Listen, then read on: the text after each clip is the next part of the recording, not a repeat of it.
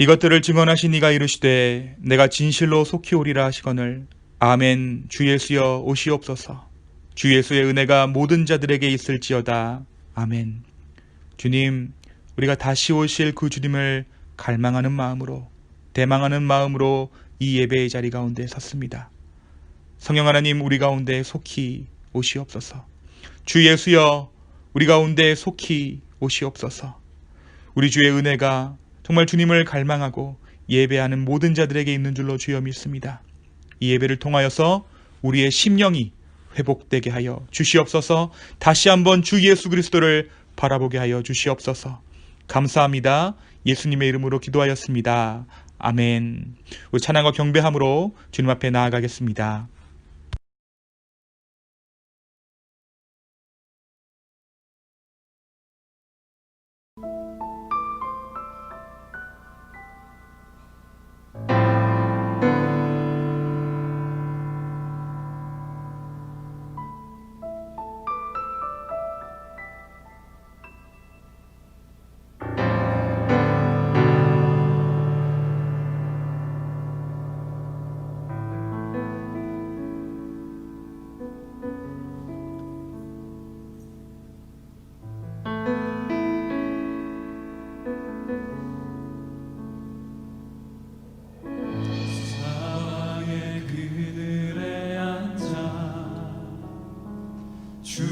죽어가는 나의 백성들,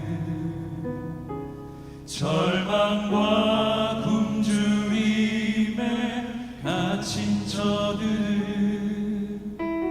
내 마음에 오랜 슬픔,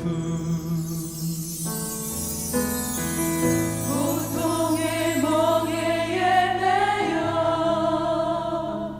울고 있는 나의 자녀들, 나는 이제 일어나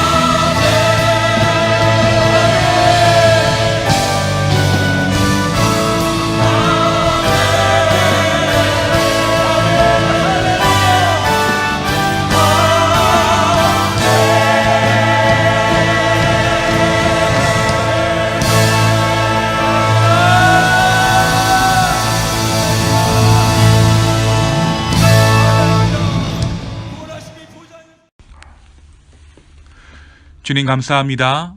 오늘 이 아침에 우리로 하여금 함께 예배하게 하신 주님의 이름을 찬양합니다. 이 예배를 통하여서 온전히 주님을 바라볼 수 있도록 주여 인도하여 주시옵소서. 어지러운 것들 주 앞에 내려놓고 잠잠하라 말씀하신 정말 그 말씀의 권위를 따라 우리의 마음에 요동치는 것들이 잠잠해질 수 있도록 주여 이 예배를 사용하여 주시옵소서. 좀 또한 이 말씀을 통하여서 이 예배를 통하여서 순종의 마음 또한 허락하여 주시옵소서. 우리의 마음 가운데 우리의 심령 깊은 곳에 있는 불순종의 마음들을 자하여 주시고 순종하는 마음으로 주 앞에 나아갈 수 있도록 순종의 마음들 또한 주여 우리 가운데 회복시켜 주시옵소서. 주님, 우리가 다른 것에 소망을 두지 아니하고 예수 그리스도의 이름을 소망을 두고 주님 앞에 나아갑니다. 주님, 예배 가운데 좌정하여 주시고 임재하여 주시옵소서. 주님, 우리 예배를 기쁘게 받으시는 그 하나님, 그 주님을 찬양합니다. 그 주님을 갈망합니다. 주여 우리와 함께하여 주시옵소서. 특별히 우리 자녀들 이제 다음 주면 학교로 돌아갑니다. 버추얼로 진행되는, 가상으로 진행되는 그 모든 수업들 가운데 주여 함께하여 주시고 특별히 각 가정 가운데 건강함 주여 지켜 주시옵소서. 주님, 이 아침의 예배가 온전히 주님께 드려지는 예배인 줄로 믿고 성령의 인도하심을 간절히 바라며 이 모든 말씀 예수님의 이름으로 기도하였습니다. 아멘.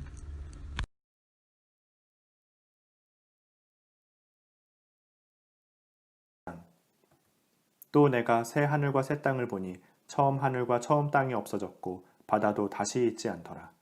또 내가 보매 거룩한 성 새 예루살렘이 하나님께로부터 하늘에서 내려오니 그 준비한 것이 신부가 남편을 위하여 단장한 것 같더라. 내가 들으니 보좌에서 큰 음성이 나서 이르되 보라, 하나님의 장막이 사람들과 함께 있음에 하나님이 그들과 함께 계시리니 그들은 하나님의 백성이 되고 하나님은 친히 그들과 함께 계셔서 모든 눈물을 그 눈에서 닦아주시니 다시는 사망이 없고 애통하는 것이나 곡하는 것이나 아픈 것이 다시 있지 아니하리니 처음 것들이 다 지나갔음이로라.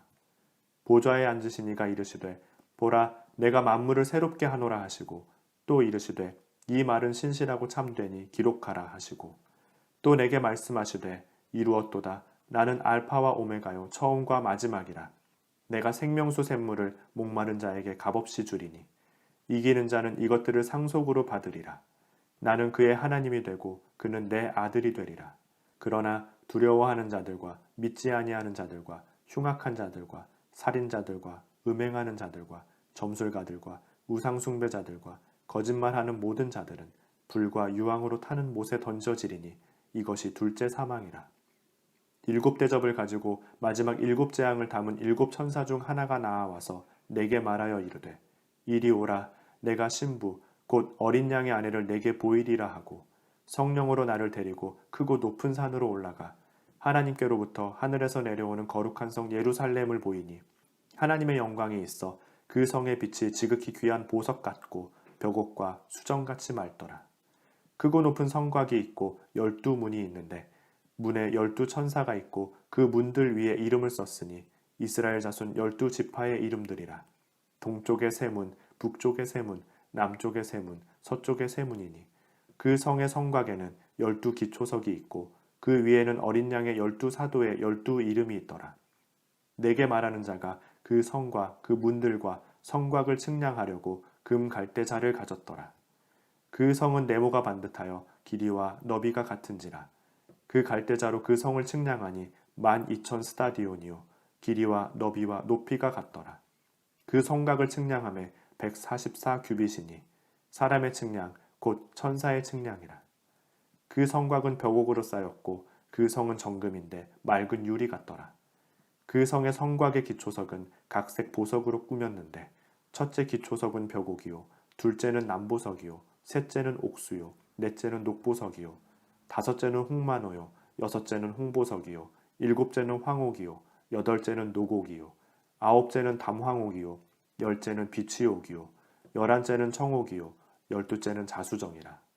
그 12문은 12진주니 각 문마다 한 개의 진주로 되어 있고 성의 길은 맑은 유리 같은 정금이더라. 성 안에서 내가 성전을 보지 못하였으니 이는 주 하나님 곧 전능하신 이와 및 어린 양이 그 성전이심이라. 그 성은 해나 달의 비침이 쓸데없으니 이는 하나님의 영광이 비치고 어린 양이 그 등불이 되심이라. 만국이 그 빛 가운데로 다니고 땅의 왕들이 자기 영광을 가지고 그리로 들어가리라. 낮의 성문들을 도무지 닫지 아니하리니 거기에는 밤이 없음이라. 사람들이 만국의 영광과 존귀를 가지고 그리로 들어가겠고 무엇이든지 속된 것이나 가증한 일 또는 거짓말하는 자는 결코 그리로 들어가지 못하되 오직 어린 양의 생명책에 기록된 자들만 들어가리라.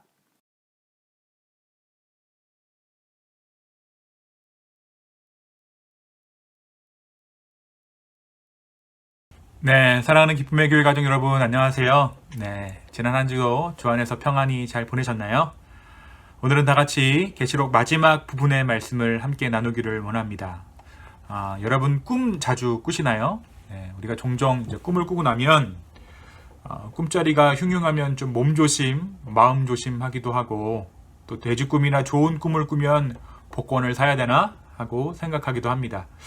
그런데 꿈 중에서 어떤 꿈들은 되게 쉽게 잊혀지기도 하지만 어떤 꿈들은 꿈을 깨고 나서도 한동안 잔상이 남아있는 꿈들이 있어요. 대표적으로 태몽 같은 꿈들은 한평생 우리가 가지고 있는 꿈이죠. 물론 나의 태몽도 그렇지만 우리 아이들이 태어날 때 우리 아이들이 가지고 태어났던 태몽들을 다들 기억하실 것입니다. 사실 요한계시록은 여러분 꿈 같은 이야기죠. 그런데 이 꿈이 일장춘몽이 될 것인가? 비전이 될 것인가? 이게 참 중요한 것 같아요. 이것이 그냥 한낱 그냥 헛소리다. 별로 이게 중요한 의미가 없이 그냥 흘러가는 꿈이면 이것은 말 그대로 일장춘몽이고 이것이 어떤 사람에게 들어가서 새로운 꿈과 새로운 통찰력과 새로운 비전이 된다면 사실 이 꿈은 새로운 어떤 하나님께서 주시는 계시가 되겠죠. 그래서 이 꿈을 해몽하는 것이 참 중요합니다.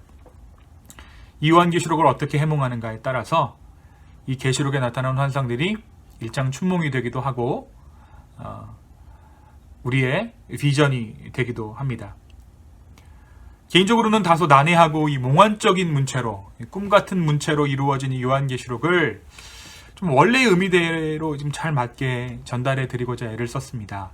바라기는 저와 여러분이 이제 한번 묵상하신 요한계시록의 말씀이 비밀의 책, 생소한 책, 비서로 남아있는 것이 아니라 자유롭게 묵상할 수 있는 성경, 진정한 희망을 가져다주는 성경이 되기를 소망합니다. 여러분 싫으나 좋으나 이 요한계시록을 다 읽으셔야 성경 한 권을 온전히 다 읽으실 수 있는 거예요. 오늘 저와 여러분이 읽으신 요한계시록 21장의 말씀은 특별히 새 예루살렘에 대해서 이야기하고 있습니다. 우리는 오늘 21장의 말씀만을 읽었지만 저는 오늘 말씀을 통해서 20장에서 22장까지의 내용을 조금 다루려고 합니다. 먼저 우리가 아침 시간에 묵상한 대로 하나님의 마지막 심판 무엇이었습니까? 7 대접의 심판이 이 땅 가운데 임해요.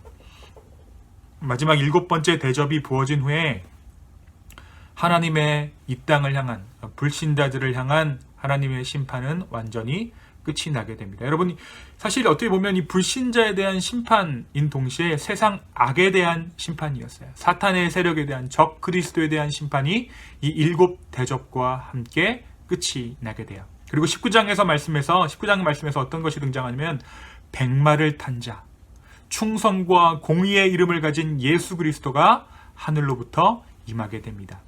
이 그리스도는 성도들과 교회를 핍박했던 용을 입술에서 나오는 검으로 처단합니다. 요한계시록 20장 1절은 심판의 끝을 이렇게 묘사하고 있습니다.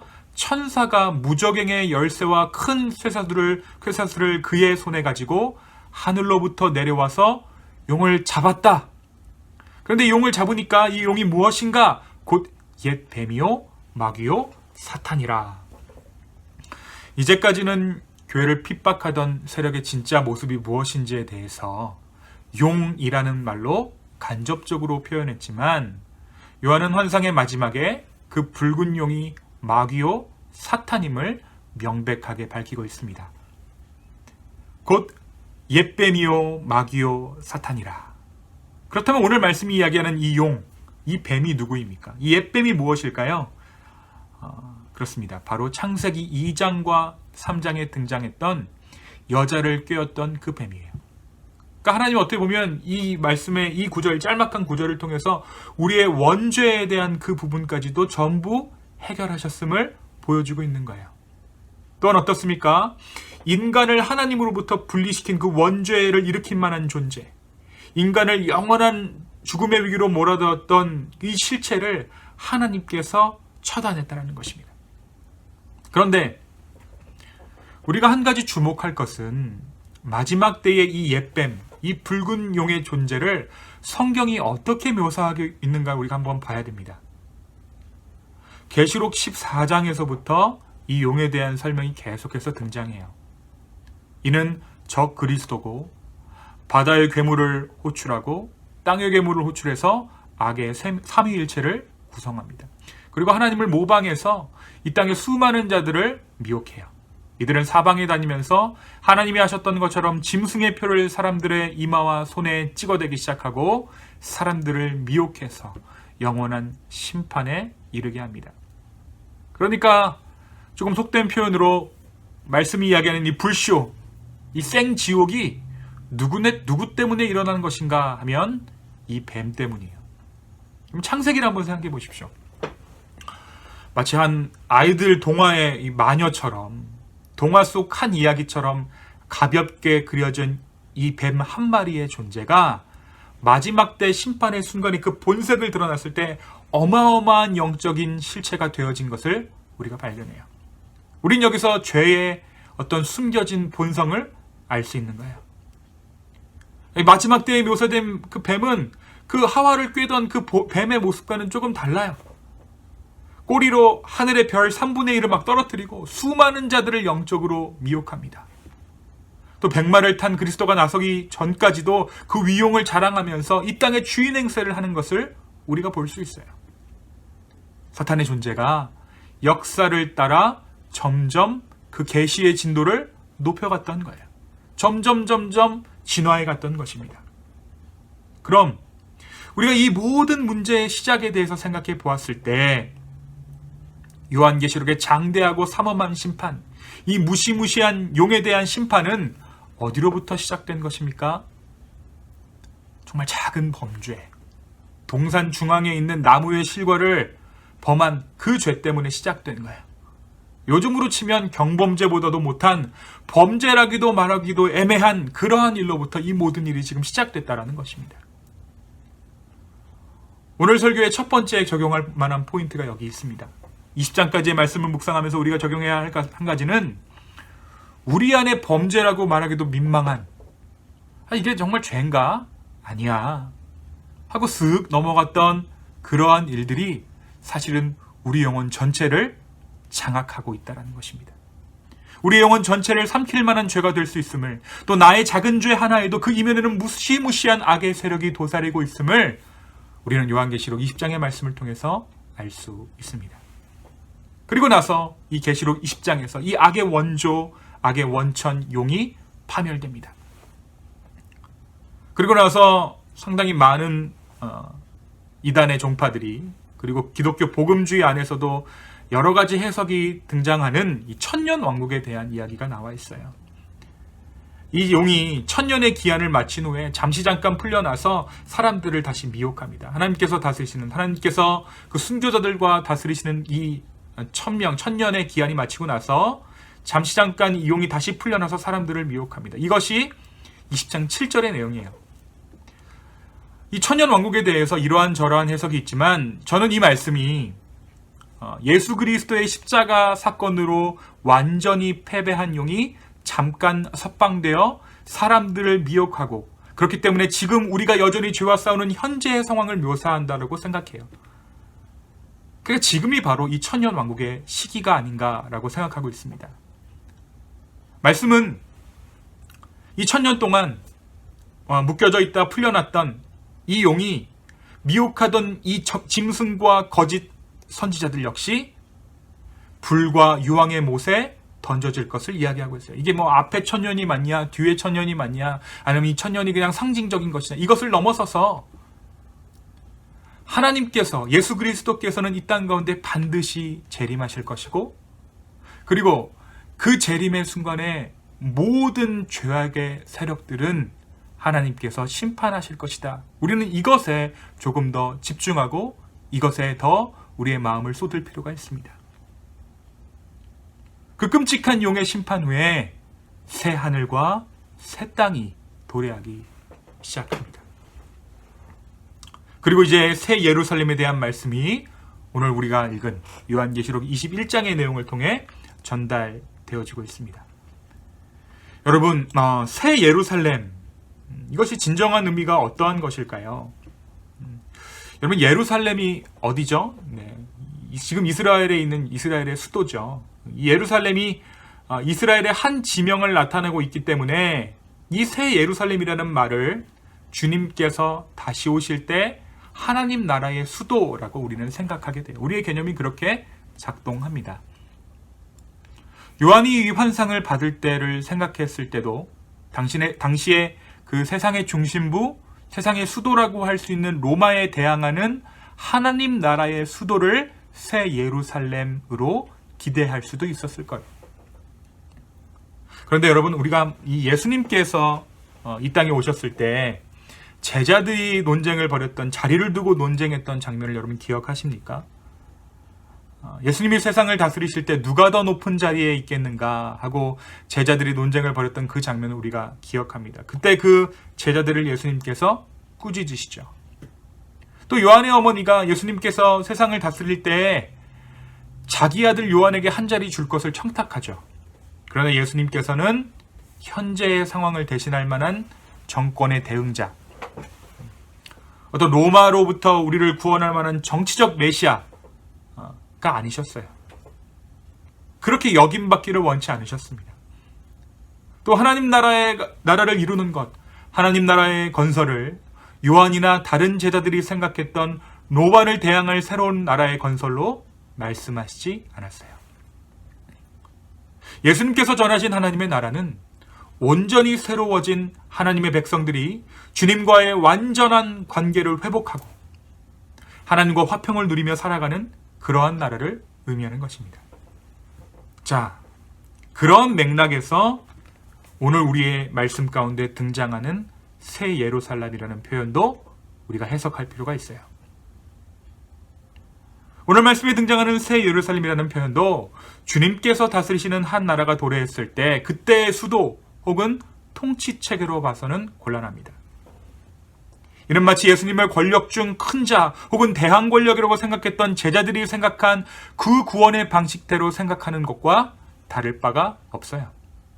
그 당시 예수님의 제자들이 예수님을 생각했던 참된 메시아로 생각하지 않고 로마에 대응하는 정치적 지도자로 생각했던 그들의 오해와 전혀 다르지 않다라는 거예요.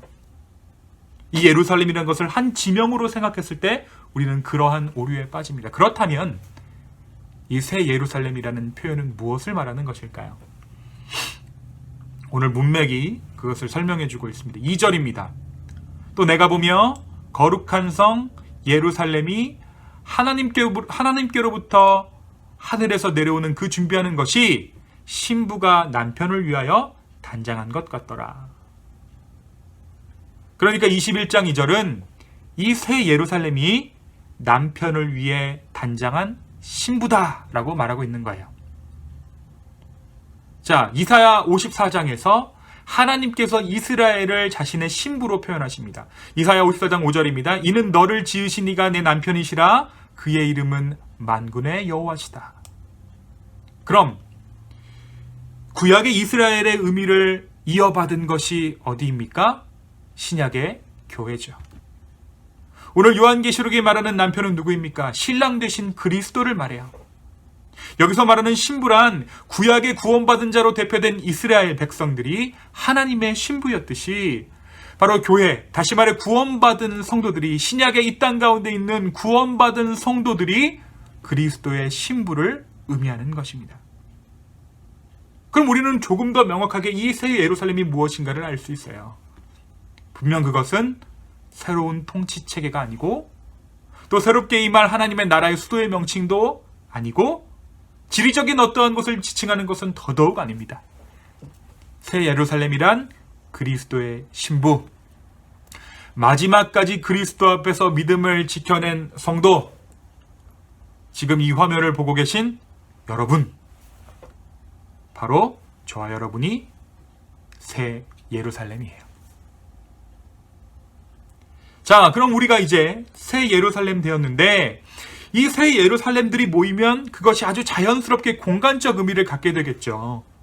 사람들이 모이면 그것이 장소가 되잖아요. 사람들이 부피를 차지하고 있으니까 사람들이 모이면 그것이 장소적인 개념을 어쩔 수 없이 갖게 됩니다. 바로 그것이 어떻게 생겼는가? 그것이 바로 한 천사가 등장해서 요한을 인도하고 있는 새 예루살렘의 모습이에요. 그러니까 성경이 그리고 있는 우리의 모습은 어떠한가? 장소적으로 이것을 그렸을 때 어떠한 모습인가? 여러분, 이 새 예루살렘의 모습이 어떻다고 성경이 증언하고 있습니까? 크기를 보니까 길이와 너비와 높이가 같았다. 적육면체의 장소입니다. 구약에서 한 장소가 적육면체의 장소가 있었죠.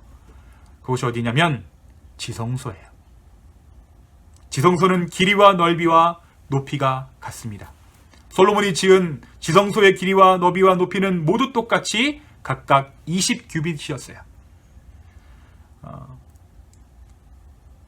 열왕기상 6장 19절에서 20절에 여호와의 연합궤를 두기 위하여 성전 안에 내소를 마련하였는데, 성소를 마련하였는데 이 지성소의 안은 길이가 20규빗이요 너비가 20규빗이요 높이가 20규빗이라 정금으로 입혔고 백향목 제단에도 입혔더라. 솔로몬이 건축한 지성소도 정육면체인 것입니다.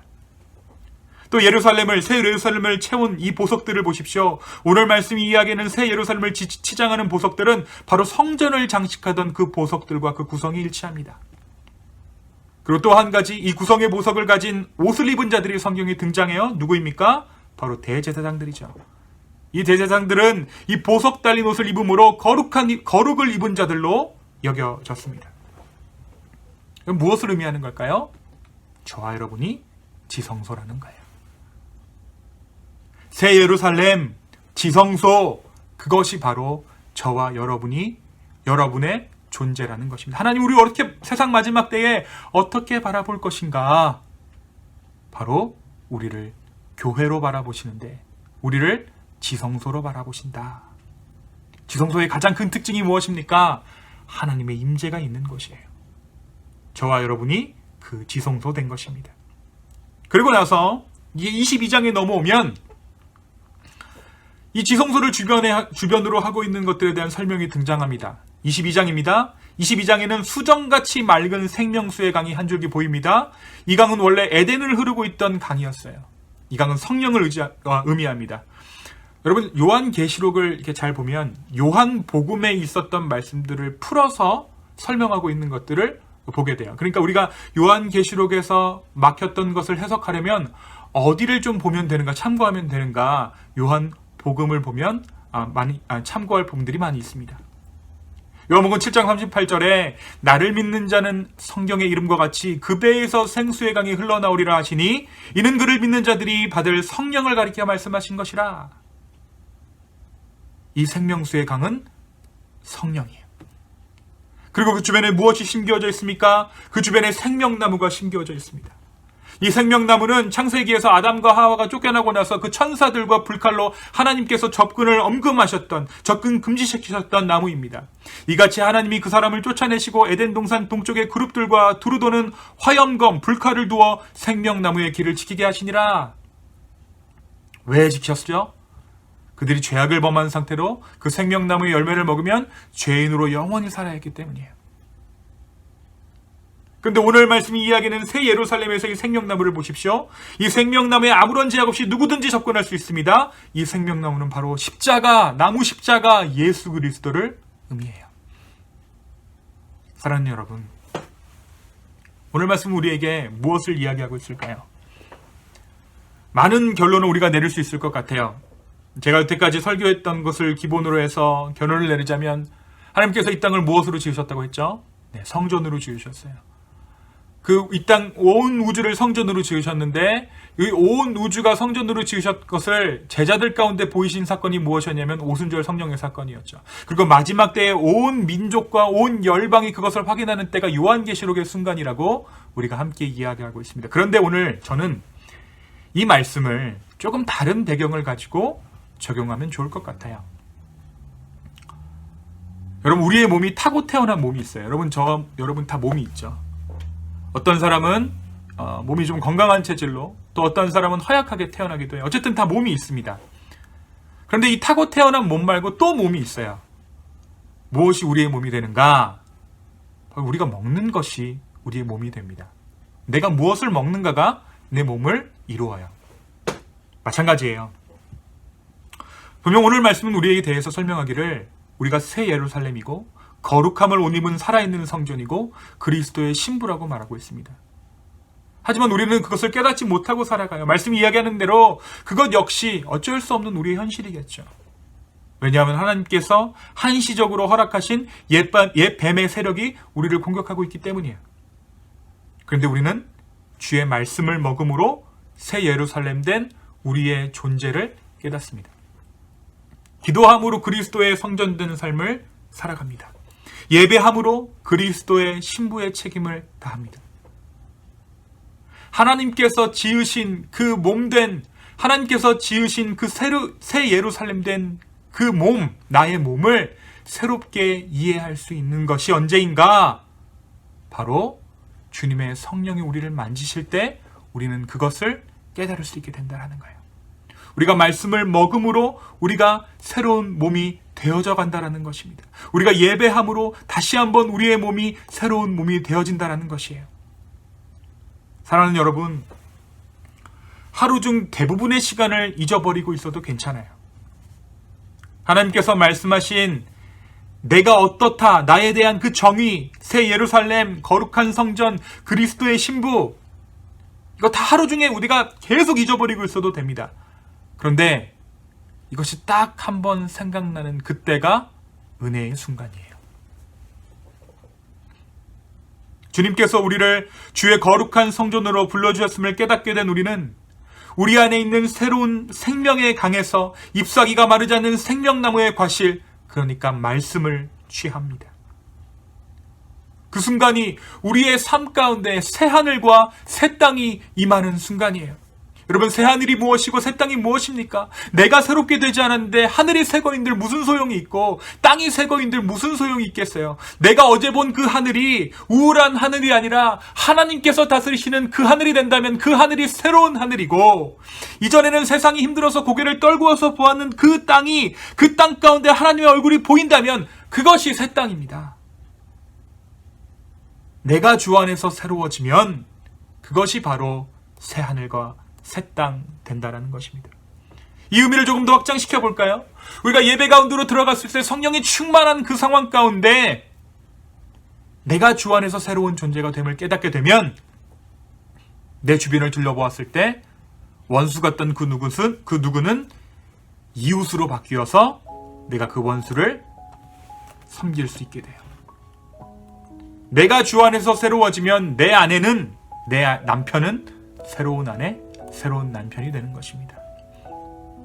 자, 그럼 그 새 하늘과 새 땅에 대한 소망은 우리를 어디로 이끄는가? 계시록 22장 요한이 마지막으로 하는 말씀을 잘 보십시오. 20절입니다. 제가 읽어드리겠습니다. 이것들을 증언하신 이가 이르시되 내가 진실로 속히 오리라 하시거늘 아멘 주 예수여 오시옵소서. 더 이상 나의 나됨에서 소망을 찾는 것이 아니라 내가 속히 오리라 하셨을 때 아닙니다, 지금은 아닙니다, 내가 조금 더 준비된 후에 이 생활 다 청산하면 그제서야 오십시오 하는 것이 아니라 아멘 주 예수여 오시옵소서 하는 것, 주님께서 다시 오시는 그날을 꿈꾸게 되는 것, 그것이 바로, 그 지점이 바로 이 새 하늘과 새 땅이 우리를 인도하고 있는 지점이에요. 여러분, 우리를 은혜로 채우고 또 채우면 우리는 더욱 살게 되기를 바라게 되는 것이 아니라 주님 오시기를 바라게 될 줄로 믿습니다. 우리가 은혜를 사모하는 이유가 내 산에서 한번 이거 은혜 받고 나서 한번 잘 살아봐야지, 이게 아니라는 거예요. 정말 주님께서 다시 오시는 것만이 나의 구원이 때문임을 깨닫게 되는 것, 그것이 바로 새 하늘과 새 땅이 열리는 순간 가운데 우리가 소망해야 되는 것입니다. 아멘. 주 예수여 오시옵소서. 이 고백을 품고 한 주간 새 예루살렘의 삶을 살아가는 저와 여러분 되기를 예수님의 이름으로 축원합니다. 함께 기도하시겠습니다. 사랑과 은혜의 주님 감사합니다. 우리를 새 예루살렘으로 삼아주시고 우리로 말미암아 다시 한번 주님의 오심을 간구하는 그 소망의 마음 또한 허락해 주시니 주여 감사합니다. 아멘. 주 예수여 오시옵소서. 주여, 이것이 우리가 가진 소망입니다. 주여, 이것이 우리가 진정으로 갖게 되는 우리의 궁극적인 소원함입니다. 주여, 우리 가운데 임하여 주십시오. 주여, 온전한 소망을 주께 두기를 원하오니 아멘. 주 예수여 어서 오시옵소서. 오셔서 우리의 삶을 구원해 주시옵소서. 주님 감사합니다. 이 모든 말씀 예수님의 이름으로 기도하였습니다. 아멘.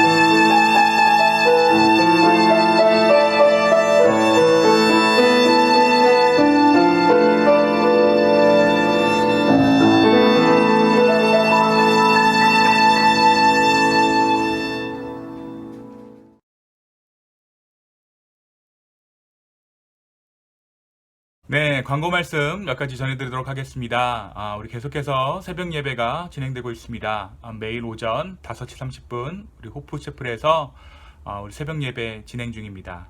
또 개인적으로 기도 제목이 있으신 분들, 예배에 참석하지 못하시지만 기도에 참석하지 못하시지만 개인적으로 기도 제목이 있으신 분들은 저에게 연락 주시면 카톡으로 기도 제목 나누어 주시면 우리 교회가 또 제가 개인적으로 하나님 앞에 기도하겠습니다. 네, 오늘 오후 4시 우리 박경규, 박지영 교우님 우리 손녀 소망이의 첫돌 예배가 있습니다.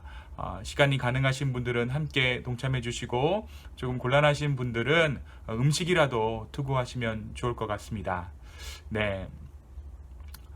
네, 이제 아이들 이제 폴 브레이크 끝났죠. 이제 학교로 돌아가는 아이들이 있는데 저희 교회 안에는 이제 학교로 뭐 돌아가지는 않지만 이제 버추얼 클래스로 또 계속해서 아이들 수업이 진행되는 줄로 압니다.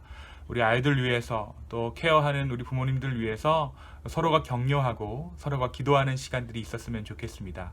언제든지 말씀해 주시고 기도 제목 있으면 말씀해 주시고요. 저에게 상황들 나누어 주시면 교회가 함께 기도하도록 하겠습니다. 한 주간도 전에서 승리하시길 바랍니다. 감사합니다.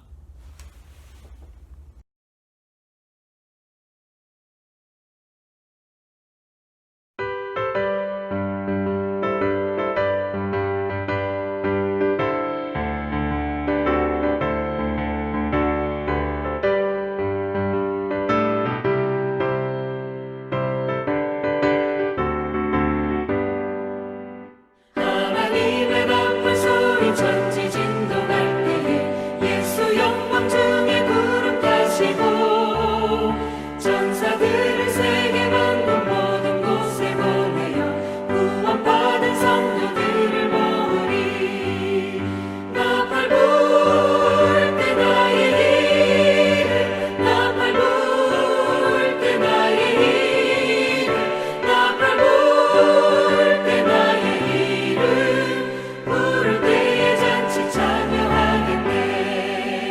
무덤 속에 잠자는 자 그때 다시 일어나 영화로운 부활 승리 얻으리. 주가 택한 모든 성도 구름 타고 올라가 공중에서 주의 얼굴 배우리. 나팔 불 때 나의 이름, 나팔 불 때 나의 이름, 나팔 불 때 나의 이름 부를 때에 잔치 참여하겠네.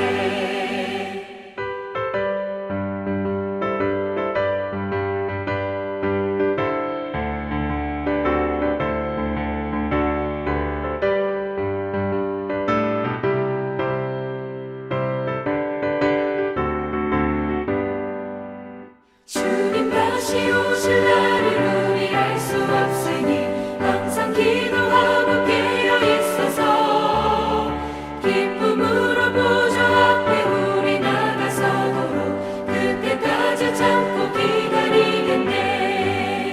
나팔 불 때 나의 이름, 나팔 불 때 나의 이름, 나팔 불 때 나의 이름 부를 때에 잔치 참여하겠네.